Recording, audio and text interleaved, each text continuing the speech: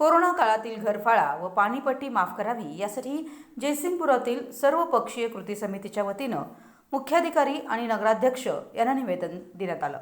सन 2019, 2020 व 2021 या सालामध्ये कोरोना काळात 6 ते 7 महिने दुकाने व इतर व्यवसाय उद्योगधंदे पूर्णपणे बंद होते। यामुळे सर्वसामान्य नागरिकाला जगणं अशक्य झालं। जयसिंगपुरातील नागरिकांना आपल्याकडून 90 दिवस ते 180 दिवस पूर्णतः बंद असणाऱ्या व्यावसायिक कर व घरगुती कर आकारणी, नगर परिषद अधिनियम कायदा पान नंबर 145 व पान नंबर 146, कलम 127 अ व ब प्रमाणे 90 ते 180 दिवसाचा कर माफ करण्याची तरतूद या कायद्यात असून त्यानुसार मे कौन्सिल समोर हा विषय ठेवून माननीय जिल्हाधिकारी यांच्या मंजुरीनं ते माफ करण्यात यावं।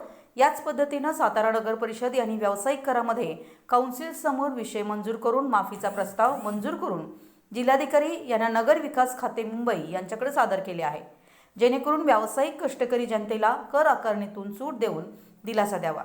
सन 2019 व 2020 सालामध्ये घरगुती कर आकारणीमध्ये दंड व्याज लावण्यात आलेलं आहे, तेही माफ करावं आणि लवकरात लवकर निर्णय घेऊन जयसिंगपूरच्या जनतेला दिलासा द्यावा अशी अपेक्षा करण्यात आली।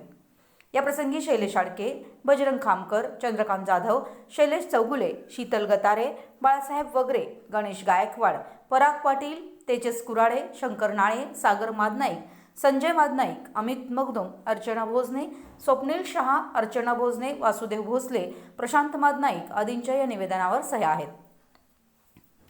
मराठी एस न्यूजसाठी जयसिंगपूरहून रोहित जाधव।